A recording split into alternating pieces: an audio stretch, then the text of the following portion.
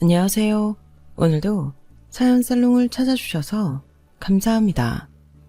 수원에 사는 30대 중반 여성이에요.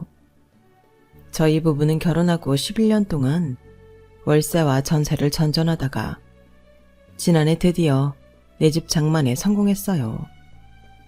다들 아시겠지만 요즘 집값이 좀 비싼가요? 예전에는 복권에 당첨되면 팔자가 바뀐다고들 했지만 요즘은 로또 1등에 당첨돼도 어지간한 아파트 하나 못 살 지경이니 말 다 했죠. 엊그제 기사를 보니 그런 이유로 로또 당첨금을 올리는 방안을 논의 중이라고 하더라고요. 그렇게 힘든 내 집 마련을 저희 부부가 해낸 데에는 난 모를 사정이 있어요. 혹시 이 사연을 저희 아주버님과 시동생이 듣는다면 땅을 치고 후회할 일 말이죠. 사실 따지고 보면 삼형제 모두에게 똑같이 있었던 기회를 놓친 건 두 사람이니까 미안할 건 없지만 그래도 일부러 속을 긁기는 싫어서 우리 부부는 내 집 마련을 할 수 있었던 이유를 비밀로 붙이고 있어요. 이왕 털어놓기로 작정하고 사연을 보내는 거니까 말을 하자면 하루아침에 하늘에서 돈이 뚝 떨어졌다고 할 수 있겠네요. 이게 무슨 자다가 봉창 두드리는 소리냐고요? 그럼 지금부터 자세한 상황을 전해드릴게요. 저와 남편은 초등학생 때 만났어요. 물론 그때부터 사귀어 온 건 아니지만 그때도 저는 남편한테 호감이 있긴 했어요. 제 남편이 성격이 좋아서 인기가 많았거든요. 왜 그런 사람이 있잖아요. 어느 무리에 들어가든지 분위기를 업시키는 사람이요. 그렇다고 타인을 깔아뭉개서 웃을 수 있는 상황을 만드는 게 아니라 그냥 그 사람 말 한마디, 표정 하나, 행동 자체가 타인에게 즐거움을 주는 사람이요. 제 남편이 그런 사람이었어요. 사실 얼굴은 목에 칼이 들어와도 잘생겼다고 해줄 수는 없는 정도지만 성격이 좋고 하는 행동이 사랑스러워서 괜히 좋게 보이는 타입이에요. 그런 남편과는 반대로 저는 침울한 아이였어요. 표정도 늘 어둡고 입고 다니는 옷도 늘 무채색이었고 말주변도 없어서 말 한마디 안 하고 지나는 날이 많을 정도였죠. 그러니 친구가 없는 건 당연하고요. 제가 그런 성격을 가지게 된 데는 저희 집 환경이 한몫했다고 생각해요. 저희 집은 집안 형편도 좋지 않았지만 부모님 사이도 좋지 않았어요. 아빠랑 엄마는 얼굴만 마주쳤다 하면 서로 못 잡아먹어서 안달인 분들이었어요. 어릴 적 친구 손에 이끌려 같은 교회에서 목사님이 말씀하시길 세상엔 귀하지 않은 사람이 없다고 했지만 저는 적어도 저희 부모님한테만큼은 절대로 귀하지 않은 사람 같았어요. 저는 술에 취했던 부모님이 하룻밤 실수로 가진 아이였거든요. 엄마가 임신 사실을 조금만 일찍 알아차렸어도 아마 저는 이 세상에 없었을 거예요. 불행인지 다행인지 저희 엄마는 처녀 때 심각한 저체중이어서 임신 7개월이 돼서야 배가 불렀고 부랴부랴 병원으로 달려가게 되었어요. 하지만 그때는 이미 손을 쓸 수가 없는 상황이어서 하는 수 없이 저를 낳게 된 거죠. 아빠도 엄마도 원치 않는 임신이었기 때문에 두 분은 싸울 때마다 저를 가진 거에 대해 서로에게 책임을 돌리곤 했어요. 야, 그때 네가 임신만 안 했어도 내 인생이 이렇게 꼬이진 않았어. 어떻게 된 여자가 7개월이 되도록 자기가 임신한 걸 모르냐? 네가 그러고도 사람이냐? 아유, 누가 들으면 내가 억지로 애를 가진 줄 알겠네. 인간아, 임신은 나 혼자 했니? 내가 동정녀 마리아야? 네가 책임지지도 못할 짓 해놓고 누구한테 덤태길 씌워? 야, 나야말로 그때 정린이만 안 가졌어도 이 모양 이 꼴로 살진 않았을 거라고. 너야 애초에 가망 없는 인생이었지만 난 아니라고. 너만 만나지 않았으면 지금쯤 나는 영민 씨랑 결혼해서 의사 부인으로 살았을 거라고. 웃기고 자빠졌네. 야, 영민이 자식이 미쳤냐? 너처럼 골빈년이랑 결혼을 하게? 걔한테 넌 주인 없는 지각 같은 애였어. 부르면 언제 어디든 와서 술값 계산해주고 그렇게 가는 멍청한 년. 그런 것도 모르고 헛물 켜기는. 뭐가 어쩌고 저째? 뚫린 주둥이라고 말 함부로 하지 말랬지? 하면 어쩔 건데? 어쩔 건데? 왜? 저번처럼 냄비라도 집어 던질 거냐? 하루가 멀다 하고 욕설은 물론 서로의 치부를 서슴없이 드러내며 싸워대는 부모님을 보는 건 고역이었어요. 어린 제 눈에는 두 분이 도찐개찐으로 보이는데도 부모님만 그걸 몰랐죠. 그러니 자식 앞에서 서로가 더 잘났다고 싸워댄 거 아니겠어요. 손바닥도 마주쳐야 소리가 난다고, 남녀가 함께해야 자식이 만들어지는 걸 텐데도 서로의 탓만 해대니 웃길 수밖에요. 부부가 함께 힘을 모아도 살기 힘들 판에 만나면 늘 싸움만 하니 집안 꼴이 어련했겠어요. 아빠는 한 달에 얼마나 벌었는지는 모르겠지만 엄마한테 생활비를 가져다 주지 않는 것 같았어요. 엄마가 톡 하면 돈 문제로 아빠 욕을 했거든요. 쥐꼬리만큼 버는 주제에 집에 생활비 줄 생각은 않고 밖에서 술 처먹고 사람들이랑 노는데 다 써버리니 어떻게 남편 대접을 해주냐고. 정윤이 너도 정신 바짝 차려. 네 아빠 같은 인간 만나서 엄마처럼 고생하지 말고. 하지만 그렇게 말하는 엄마도 다를 바 없었어요. 엄마 역시도 자신이 버는 건 자기 자신한테 다 썼거든요. 화장품을 사고 옷을 사고 구두에 반지에 죄다 자기 몸 치장하는 데에 돈을 썼어요. 제 양말에 구멍이 나든 옷이 작아서 소매가 손목이로 댕강 올라가든 운동화가 작아서 구겨 신고 다니든 신경도 안 썼거든요. 여자애가 더벅머리를 하고 다니는데도 머리 묶을 끈 하나 사준 적이 없어요. 애는 낳아놓으면 그냥 자라는 줄 아는 것 같았죠.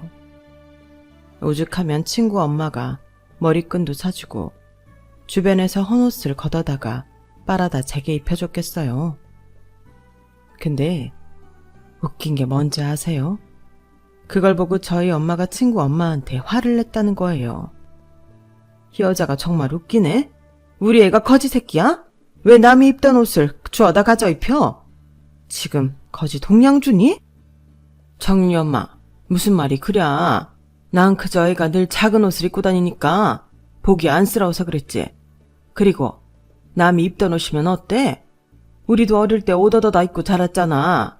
깨끗하게 빨아서 입힌 거라고. 그러니까 왜 당신이 내 애한테 그런 것까지 해주냔 말이야. 엄연히 엄마인 내가 있는데.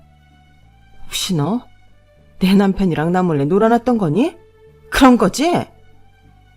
저한테 옷까지 구해다 입힌 채로 친구 엄마는 엄한 의심까지 사게 되었고 그 일로 친구네 아빠까지 달려와 큰 싸움으로 번지고 말았어요.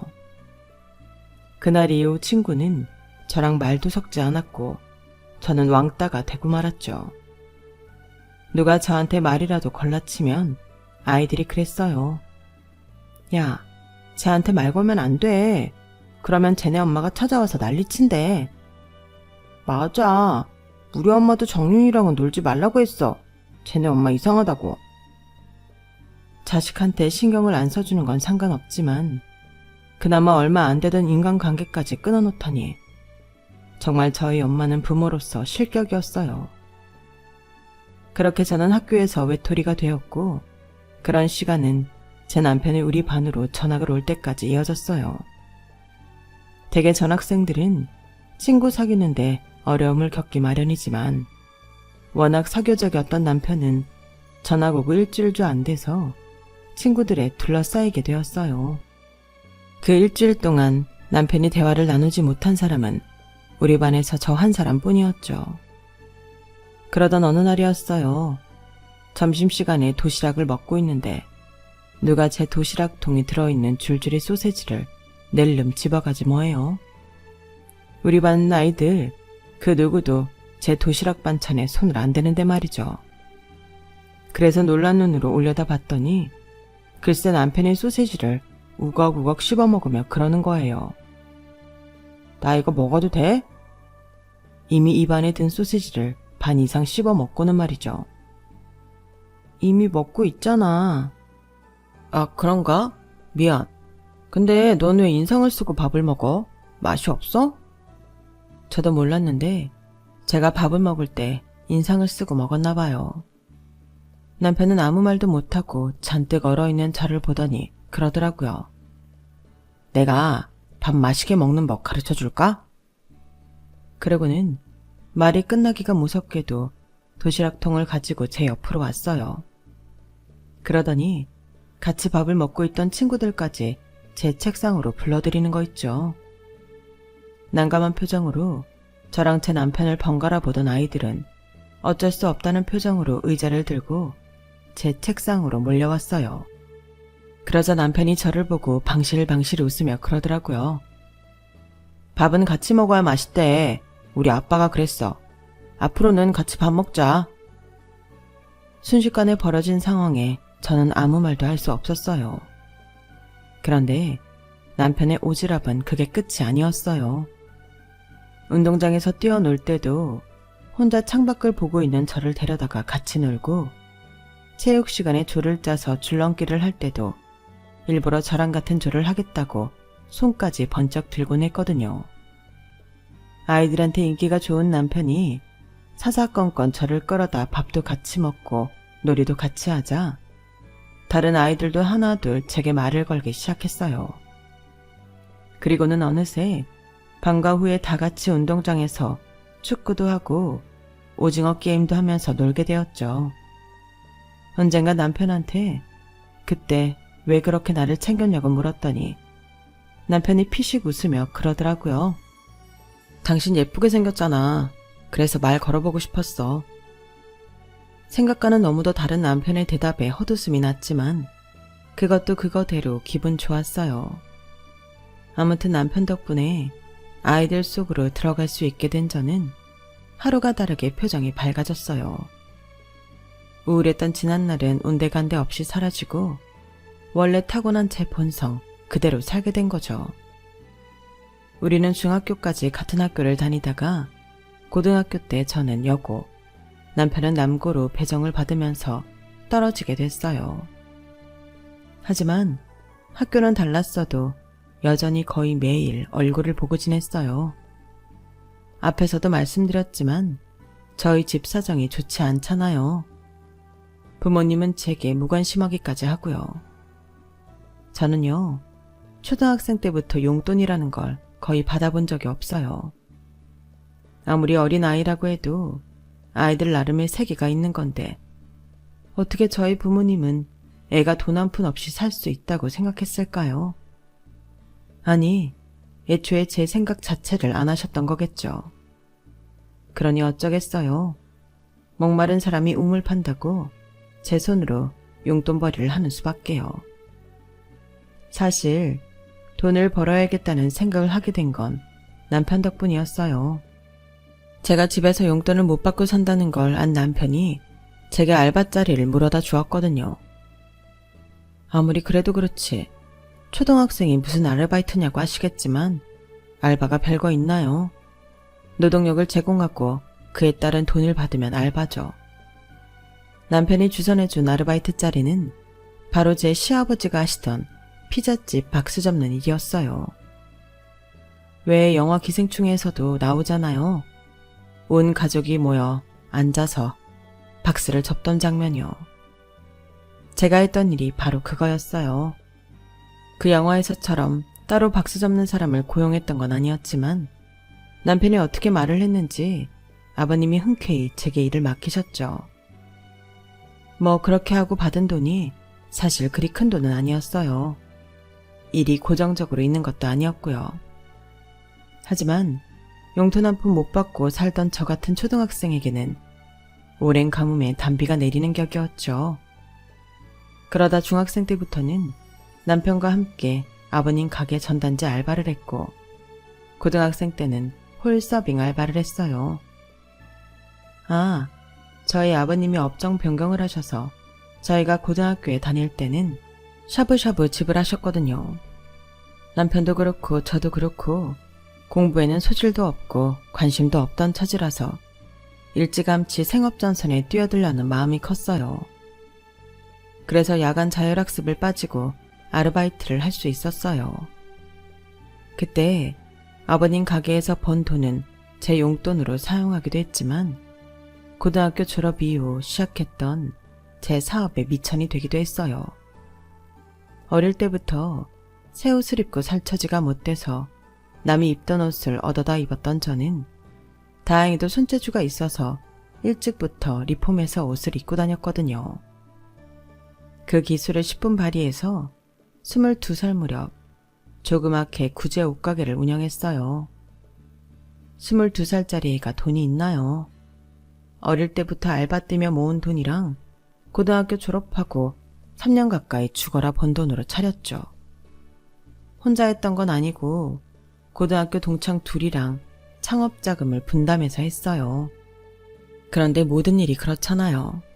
처음에 시작할 때는 모든 걸 다 이룰 수 있을 것 같지만 막상 해보면 뭐 하나 쉽지 않은 거요.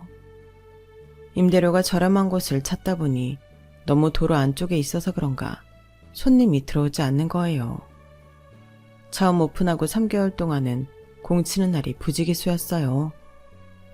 여유 자금을 가지고 시작한 일이 아니었기 때문에 매달 돌아오는 임대료는 내는 날이 정말 무섭게 느껴지더라고요. 아마 장사를 해보신 분들은 알 거예요. 그게 얼마나 살떨리는 두려움인지를요. 결국 친구들과 저는 한 사람만 가게에 앉혀놓고 둘은 밖에서 아르바이트를 뛰며 돈을 벌어왔어요. 그 돈으로 임대료를 내고 사입도 하고 공과금도 내고 했죠. 하지만 이런 짓도 하루 이틀이지 5개월을 넘어가니 더는 안 되겠다는 생각이 들더라고요. 결국 친구 하나가 투자금은 나중에 회수하는 걸로 하고 몸만 빠져나갔고 저 외 나머지 친구가 길을 쓰고 버텨가며 가게를 운영했어요. 그렇게 딱 1년째 되던 날에 나머지 친구마저도 손을 털고 나갔어요. 나의 첫 사업이 이렇게 실패로 끝나는구나 했는데 군대에서 제대한 남편이 솔깃한 제안을 하는 거예요. 뭐? 여기서 카페를 하자고? 제정신이니? 너도 보면 알겠지만 여기 반지하야. 너라면 이런 데로 커피 마시러 오겠어? 뷰 좋은 카페가 널리고 널렸는데 컨셉만 제대로 잡으면 경쟁력이 있다니까. 큰돈 들여 인테리어까지 할 수는 없으니까 복고. 그래 복고풍이 좋겠다.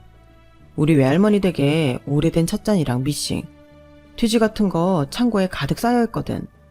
그런 고가구 가져다 잘만 꾸미면 그것도 나름대로 분위기가 날 것 같은데 어때? 무엇보다 이 오빠가 바리스타 자격증이 있으시잖니. 내가 두 팔 걷어붙이고 도와줄게. 가게 분위기에 맞게 메뉴에 다방커피랑 미숫가루, 계란 노른자 띄운 쌍화차 같은 걸 넣으면 그럴듯하겠지? 한쪽에선 구제 옷이랑 가방 액세서리까지 팔면 재고도 빼고 좋잖아. 어차피 장사도 안 되는데 뭐라도 시도는 해봐야지. 처음 남편 얘기를 들었을 때는 큰 기대는 안 했어요. 내 돈 들여서 하는 거 아니니 그저 두고 보기만 할 생각이었는데요. 오, 이게 다 꾸며놓고 보니 정말 그럴싸한 거예요. 남편은 싸이월드에 수시로 가게 사진을 업데이트했어요. 워낙 마당발이었던 덕분에 남편 지인들이 하나둘 가게에 찾아와 주었고 그 친구들이 가지치기를 하면서 손님은 하루가 다르게 늘어갔어요. 그러다 어느 순간부터 남편 친구들의 아지트로 변모했고 여름엔 가게로 들어오는 계단 입구에 간이 테이블을 놓고 노천 카페 분위기도 낼 수 있었어요. 남편이 합류한 지 반년도 안 돼서 가게는 늘 손님들로 북적일 정도가 되었고 1년을 넘어서면서는 식당 자리까지 인수해서 확장을 하게 되었어요. 그러면서 간단한 식사류도 만들어 팔게 되었죠. 아무래도 식사류는 단가가 있다 보니 매상을 올리는 데 유리하더라고요. 하지만 우리가 할 수 있는 음식이라는 게 김치볶음밥이랑 토스트 정도여서 매출에 한계가 있었어요. 그래서 하루는 아버님께 조언을 구했더니 궁중떡볶이 어떠냐? 찜닭 레시피에서 닭만 빼면 되니까 만들기도 쉽고 양념장은 우리 가게에서 만들어 줄 테니까 재료비만 내고 받아가. 떡이랑 당면, 채소만 손질해서 끓여나가면 되니까 쉽고 좋잖아. 역시 장사에 남다른 감이 있으신 아버님 덕분에 궁중떡볶이는 우리 가게 대표 베스트셀러가 되었어요. 커다란 찐닭 접시에 한가득 나가는 거라서 양도 푸짐하고 무엇보다 떡볶이임에도 단가가 꽤 나가서 매출 올리는데도 큰 몫을 했죠. 그렇게 남편과 동업한 지 2년 만에 저는 친구들 투자금을 다 빼주고 생애 첫 나만의 보금자리를 마련할 수 있었어요. 월세 오피스텔이었지만 부모님 눈치 안 보고 혼자 마음 편히 살 수 있으니 그렇게 좋을 수가 없더라고요. 복층 구조로 되어 있어서 잠은 2층에서 자고 생활은 1층에서 할 수 있으니까 뭐랄까 삶이 업그레이드된 기분이라고 할까요? 암튼 가게 근처에 오피스텔을 얻고부터는 이동하는 데 들던 시간도 줄일 수 있어서 몸도 많이 편해졌어요. 그리고 의도치 않게 남편과 가까운 사이로 발전하게 되었고요. 밤늦게 가게 문을 닫다 보니 남편이 저희 집에서 자고 가는 날이 종종 생겼어요. 씻고 간단하게 맥주 한잔 하고 자자 했는데 술이 어디 마음대로 끊기나요? 맥주 한 캔이 2캔이 되고 2캔이 3캔 되면서 취기에 오른 두 청춘이 한 침대에서 잠들게 된 거죠. 10년 넘게 친구로 지냈던 우리는 그렇게 연인 사이가 되었고 동거를 시작으로 결혼까지 하게 되었어요. 따지고 보면 만남에서 결혼까지 가는데 10수년이 걸렸지만 주변에선 우리가 이렇게 될 줄 진작부터 알고 있었다고 하더라고요. 심지어 저희 시아버지까지도요. 모르면 바보지. 니들이 초등학생 때부터 껌딱지처럼 붙어다녔는데 당연한 거 아니니? 내 아들이 보기엔 까불까불한 것 같아도 은근히 일편단심이거든. 12살 때부터 이날이 때까지 여자라곤 새하기 너 하나뿐이었다. 내 아들이라서 그러는 게 아니라 요즘 세상에 저런 놈 없어. 공부를 못하는 게 좀 흠이긴 하다만 왜 그런 영화 제목도 있잖니? 행복은 성적순이 아니라고. 모르긴 해도 저 녀석이랑 살면 평생 웃으면서 행복하게 살 수 있을 거다. 너 결혼 잘한 거야. 일찍 아내와 사별한 뒤 재혼조차 않고 홀로 새 아들을 키워오신 아버님만 봐도 제 남편이 누구를 닮아 일편단심인지는 알 것 같았어요. 남편 성격 좋은 거야 제가 제일 잘 아니 더 말한 것도 없고요. 우리 부부는 비록 넉넉하지는 않았어도 같이 있는 시간이 지루하지 않고 늘 웃음이 피어날 정도로 행복했어요. 제가 살던 월세 오피스텔에서 신혼집을 시작해 전셋집을 전전하고 30이 넘도록 내 집 장만조차 못했지만 그래도 억만금을 가진 부자보다 행복하게 살았다고 자부해요. 아무리 친한 친구 사이라도 1년 365일 하루 종일 붙어있다 보면 한 번쯤은 싸우기 마련이잖아요. 그런데 저희 부부는 지금까지 단 한 번도 싸운 적이 없어요. 물론 제가 삐쳐서 퉁퉁거린 적은 좀 있지만 남편의 개구진 장난 때문에 그런 시간은 길게 가지 않았거든요. 그렇다고 저희 부부한테 걱정이 없었던 건 아니에요. 결혼하고 5년이 넘어가는 시점까지도 저희 부부한테는 아이 소식이 없었거든요. 손이 동서와 손아래 동서는 다들 딸과 아들을 출산했는데 조카들이 자라는 모습을 보니 부럽기 그지없더라고요.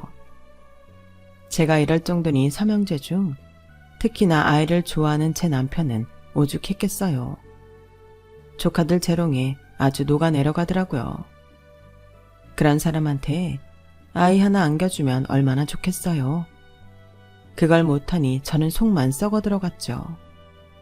그러던 어느 날이었어요. 연락도 없이 형님이 조카를 데리고 가게로 왔더라고요.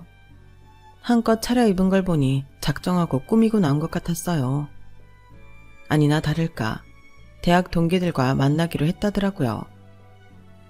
동서, 우리 민주 딱 3시간만 봐주라. 장사하는 집에 찾아와 애 맡기는 거 미안하긴 한데 내가 정말 맡길 데가 없어서 그래. 애 봐주는 도우미 아줌마가 갑자기 못 온다고 연락이 왔지 뭐야. 어쩜 그렇게 사람이 책임감이 없는지 이참에 잘라버려야겠어. 암튼 여기 가방에 우리 애 먹일 간식이랑 물티슈, 색칠 공부까지 다 챙겨놨으니까 딱히 손 갈 일은 없을 거야. 부탁 좀 할게 동서. 그러세요 형님. 안 그래도 민주 보고 싶었는데 잘 됐네요. 그이도 엄청 좋아할 거예요. 민주는 걱정 마시고 마음 편히 시간 보내고 오세요. 그렇게 저는 조카를 돌보게 되었어요. 거래처에 갔다 온 남편도 조카를 보자 좋아서 어쩔 줄 모르더라고요. 조카는 카운터 옆 탁자에 앉아 제 남편과 종이 접기도 하고 그림도 그리고 놀았어요. 그러다 밥때가 돼서 밥을 먹고는 남편과 함께 비누방울 불기를 한다고 가게 밖으로 나갔어요. 형님이 가게로 온 건 그즈음이었죠. 민주는 남편이 잠깐 데리고 나갔다고 하자 형님은 테이블에 앉아 대학 동기들 모임에서 있었던 일을 쉴 새 없이 떠들었어요. 대학 시절엔 돈이 없어서 매번 친구들한테 빌부터 먹던 동기가 코인으로 돈 좀 벌더니 거만해졌다거나 능력도 없는 게 돈 많은 남자 만나 사모님 소리 들어가며 돈 자랑하고 살더니 남편이 바람나서 이혼 소송 중이라는 둥 제가 알지도 못하는 사람들 얘기를 쉴 새 없이 떠들어댔어요. 그러면서 종국에는 이러는 거예요. 어머, 내가 실수했네? 대학도 못 나온 동서 앞에서 내가 대학 동기들 얘기하니까 좀 그런가? 솔직히 우리 또래에 대학 안 나온 사람들은 좀 드물잖아. 그래서 내가 동서 입장을 생각 못했어. 이해해 줄 거지? 아니, 대학 안 나온 사람은 대학 나온 사람들 얘기도 들으면 안 되는 건가요? 어려운 전공 얘기를 하는 것도 아니고 고작 친구들 뒷담화 까는 것밖에 없으면서 말이에요. 형님 태도에 열이 받기는 했지만 그래도 여기서 화를 내면 내가 학벌에 자격지심이 있어서 그런다고 할까봐 꾹 참았어요. 그런데 그때 남편이 조카를 데리고 가게로 들어온 거예요. 손에는 아이스크림 콘을 하나씩 든 채 말이죠. 그런데 그걸 본 형님이 빽 소리를 지르는 거예요.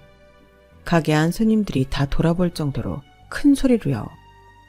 어머 도련님, 지금 우리 민주한테 그런 불량식품을 사준 거예요? 세상에 민주야, 그거 당장 버려. 너 이거 얼마나 먹었어? 어? 형님이 달려가 애 손에서 아이스크림을 뺏고 소리를 지르자 아이는 울먹거리다가 금세 울음이 터졌어요. 남편은 난감한 표정으로 어쩔 줄 몰라 했죠. 그래서 제가 나서서 아이를 달랬어요. 민주야, 울지 마. 엄마가 민주 걱정돼서 그러시는 거야. 혼내시는 거 아니야. 형님, 혹시 민주 아이스크림 알레르기라도 있나요? 그런 거 아니라면 별 탈은 없을 것 같은데요. 이 제품 불량식품 아니거든요. 저도 여기 아이스크림 좋아하는데요. 이 업체는 재료도 좋은 거 써서 아이들 먹여도 괜찮은 제품이에요. 그러자 형님이 어이없다는 표정으로 저를 노려보며 그러는 거예요. 동서, 지금 나한테 가르치는 거야? 동서가 나를? 기가 막혀. 동서가 아직 애가 없어서 그런 모양인데 애들은 어른들이랑 달라서 먹는 걸 가려 먹어야 한다고. 그 정도는 삭시가 아니야? 자기 애 아니라고 아무거나 먹여도 된다는 거야 뭐야? 아이스크림에 팜유며 색소가 얼마나 들어가는지 알기나 해? 난 우리 애 오가닉 제품 아니면 입도 안 대게 한다고. 아무리 무식해도 그렇지 어떻게 이런 걸 애한테 먹이고도 말이 많아? 그냥 모르면 모른다고 해. 아는 것도 없으면서 내 앞에서 아는 체 하지 말라고. 내가 이래서 아무한테나 일을 안 맡기는 건데. 민주야 가자. 너 여기 더 있다간 정말 큰일 나겠다. 형님은 딸아이 손을 잡고는 인사도 안 한 채 휑하니 가버렸어요. 그 자리에 남은 남편과 저는 손님들 앞에서 민망하고 창피해서 얼굴이 빨개졌죠. 특히 남편은 평소와 달리 시무룩한 표정으로 카운터로 들어가더라고요. 그걸 보니 속에서 열불이 났어요. 그래서 남편한테 그랬죠. 당신이 잘못한 거 없어. 그 아이스크림점 유기농 제품만 파는 곳이잖아. 애들이 먹어도 안전한 제품만 파는 가게라고. 형님이 몰라서 그런 거지. 당신이 잘못한 게 아니란 말이야. 형님도 진짜 웃겨. 자기가 잘났으면 뭐. 그렇게 자기 자식이 걱정되면 그깟 쓸데없는 모임 가지 말고 자기 애나 볼 것이지. 왜 엄한 우리한테 이 난리래? 내가 민주 앞이라서 참은 거야. 안 그랬으면 아주 그 빵빵한 볼따기를 한 대 쳤을 거라고. 얼굴에 얼마나 시술을 했는지 얼굴이 빵떡같이 빵빵해서는 난 또 혹반응이는 줄 알았네. 그 말에 남편은 크크거리며 웃었어요. 웃는 모습을 보니 그제야 꽉 막힌 것 같던 속이 좀 뚫리더라고요. 야, 그래도 형수님한테 호빵매는 좀 그렇다. 호빵 우먼이면 몰라도. 남편은 말장난을 하며 제 말에 장단을 맞춰주었어요. 하지만 그날 일이 내심 마음에 걸렸는지 이후로는 조카들한테 먹을 걸 사주는 일은 없었어요. 그런데 웃긴 게 뭔지 아세요? 우리 앞에서는 그렇게 유난을 떨며 애 먹거리 단속을 하던 형님이 정작 집에서는 밥하기 귀찮다고 애한테 툭하며 라면을 먹인다는 거예요. 아주버님이 저희 남편이랑 술 한잔하며 그 얘기를 하는데 진짜 어이가 없더라고요. 저희 앞에서는 온갖 잘난 척을 다 하고 사람 무시하는 말도 서슴없이 하는 형님이지만 아버님 앞에서는 또 달랐어요. 어찌나 착한 척을 하나 몰라요. 아버님 말이라면 죽는 신용까지 할 것처럼 군다니까요. 그런데 형님이 그러는 데는 이유가 있더라고요. 아버님, 우리 민주 초등학교 들어가면 저도 일 좀 알아볼까 해요. 요즘 애들 키우는데 돈이 한두 푼 들어야 말이죠. 그 이 벌이로는 민주 뒷바라지 제대로 하기 힘들어요. 그래서 말인데요, 아버님. 저 좀 아버님 가게에서 일하게 해주시면 안 돼요? 제가 머리가 좋아서 일도 금방 배우거든요. 어떻게 안 될까요? 가게 나와서 일 배우는 거야 좋다만 힘들지 않겠니? 넌 결혼 전에 직장 생활만 했던 애라서 먹는 장사는 힘들 텐데. 아버님도 참. 어차피 나중에 아버님 은퇴하시면 우리 그이가 가게 물려받아야 할 텐데. 제가 미리 일을 배워두면 좋잖아요. 안 그래요, 아버님? 바로 아버님 가게를 물려받을 생각으로 입안에 혀처럼 굴었던 거예요. 그런데 이 꼴을 보고 막내 동서가 가만히 있을 리가 없었죠. 전형적인 MZ세대인 동서는 어른 앞이고 뭐고 자기 할 말은 다 하는 성격이거든요. 그러면 안 되죠. 자식이 셋인데 가게를 왜 형님네가 가져가요? 집안 경조사며 아버님 생신, 어버이날까지 돈은 새 집이 똑같이 내는데 말이 안 되잖아요. 첫째라고 형님이 더 하는 것도 없는데 안 그래요?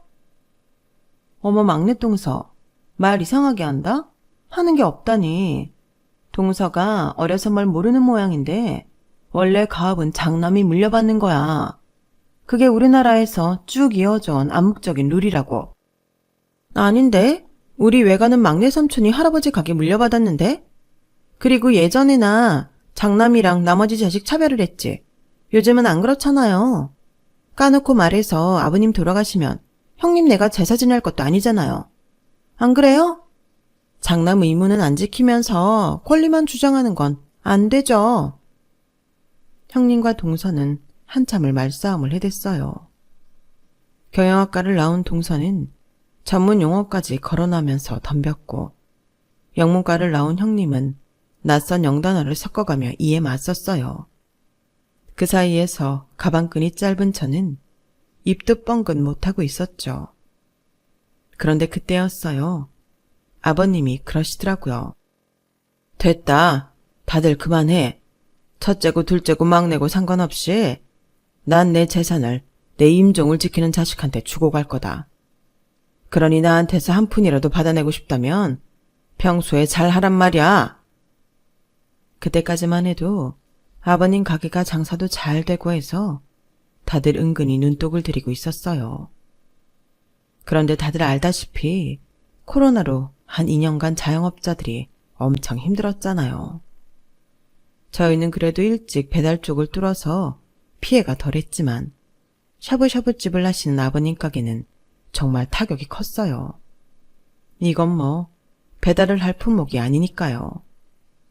코로나 때문에 영업을 못하게 될 줄도 모르고 큰돈을 들여 가게 확장과 리모델링까지 했으니 피해는 어마어마했더라고요. 그간 벌어놓은 돈 다 까먹고 빈털터리가 될 정도로요. 사실 그렇게까지 피해가 컸던 건 아버님이 그간 함께 일했던 직원들 사정을 살펴주셨기 때문이었어요. 다들 10수년 넘게 함께 일해온 직원들이라서 가게 영업을 못하는 상황에도 한동안 직원들 월급도 주었고 결국 폐업을 하게 되었을 땐 그간 일했던 퇴직금도 다 처리해 주었거든요. 살던 집까지 팔아서요. 그렇게 빈손이 되신 아버님은 한동안 술에 빠져 지내셨어요. 그간 쌓아온 인생이 한순간에 무너진 것 같다는 허탈감에 술 없이는 하루도 못 버티셨던 거죠. 자식들이 걱정할까봐 그런 사실을 숨기시고 저희들 앞에서는 늘 웃고 계셨다는 게 지나고 보니 더 가슴이 아프기만 합니다. 몸도 마음도 많이 지치고 다치신 상태였을 텐데 가장 가까운 가족들에게조차도 말씀을 하실 수가 없었으니까요. 그 무렵 저희 부부에게는 기쁜 소식이 있었어요. 제가 아이를 가졌거든요. 제 임신 소식을 들으신 아버님은 그동안 매일같이 드시던 술도 끊고 가벼운 운동을 시작하셨어요. 살던 집을 정리하고 딱히 지낼 곳이 없어진 아버님은 저희와 함께 살고 계셨는데 하루에 1시간씩 동네를 돌며 걷기 운동을 하셨어요. 운동 끝에는 꼭 저희 가게에 들르셨고요. 아가, 먹고 싶은 거 있니?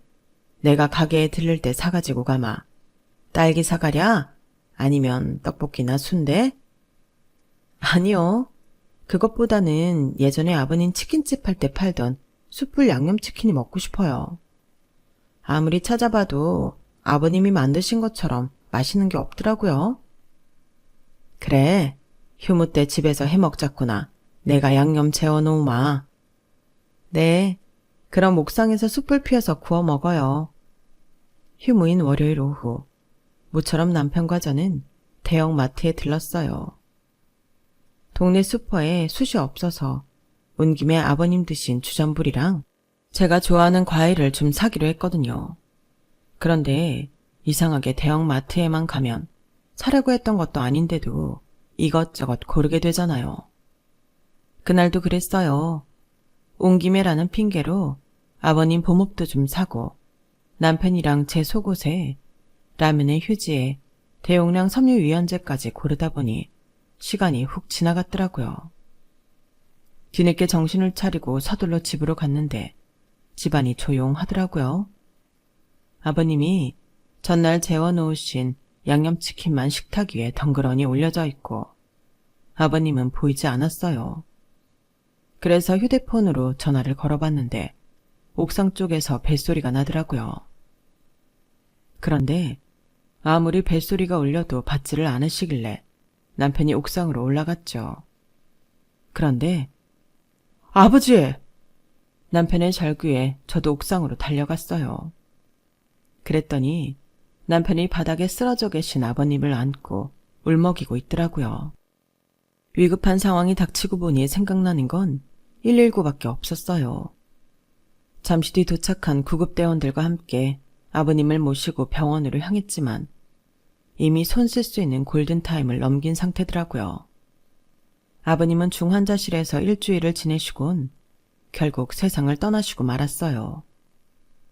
아버님의 임종을 지킨 건 저와 남편뿐이었죠.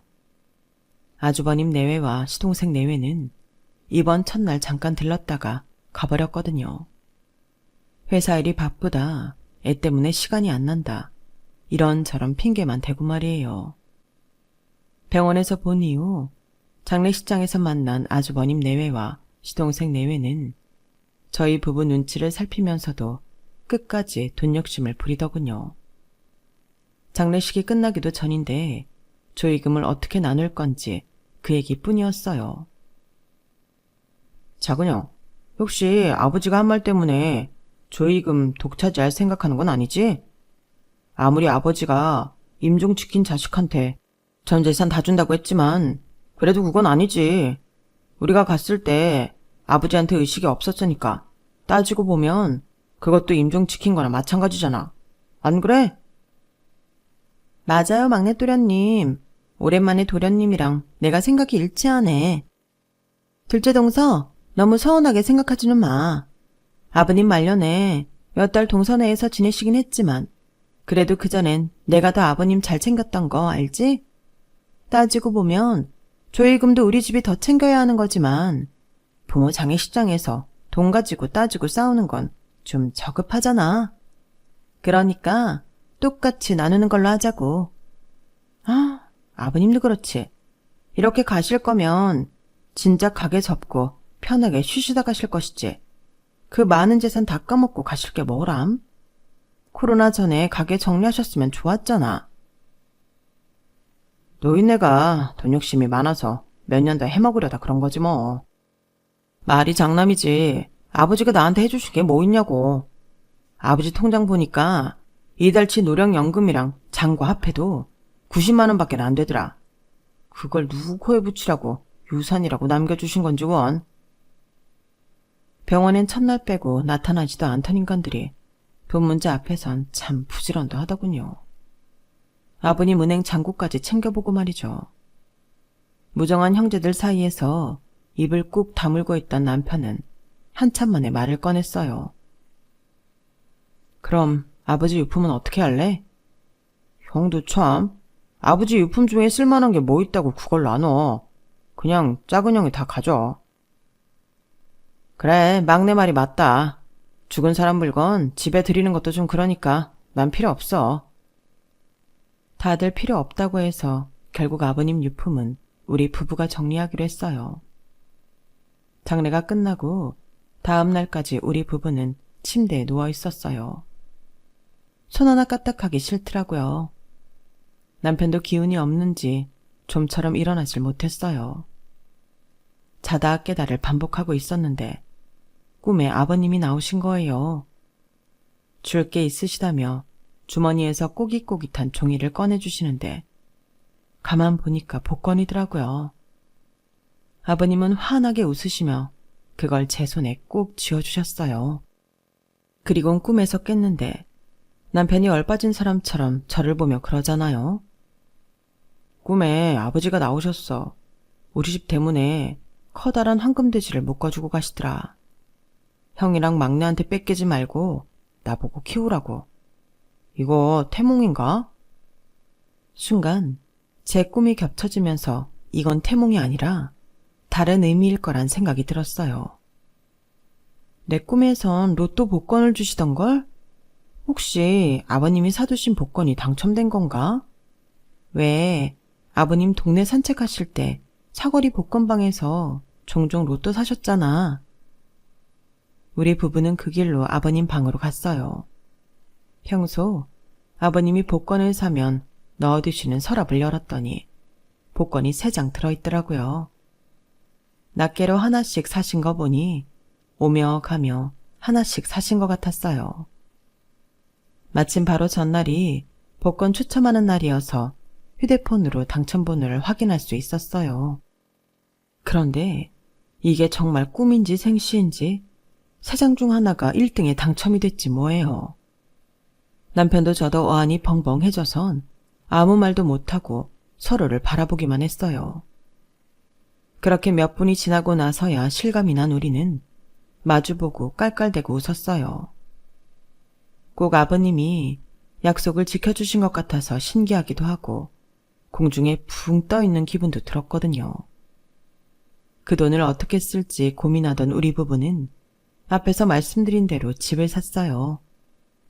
아버님이 해주신 집이다 생각하고 살려고요.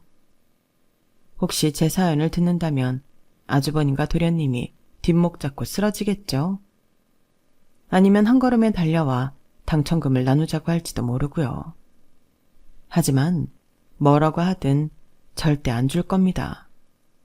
죽은 사람 물건은 꺼림칙하다고 유품도 싫다 거절했으니까요. 돈 떨어진 부모라고 거들떠도 안 보는 자식한텐 하늘에서도 복은 안 내려준다는 걸 두 내외가 깨달았으면 좋겠네요. 아버님께 감사하며 우리 가족 열심히 살아보겠습니다. 지금까지 제 사연을 들어주셔서 감사합니다. 들어주신 여러분들도 행복하세요. 여러분, 사연 댓글에 응원과 현명한 조언 부탁드려요. 좋아요와 구독은 저에게 큰 힘이 됩니다. 오늘도 좋은 일 가득하세요.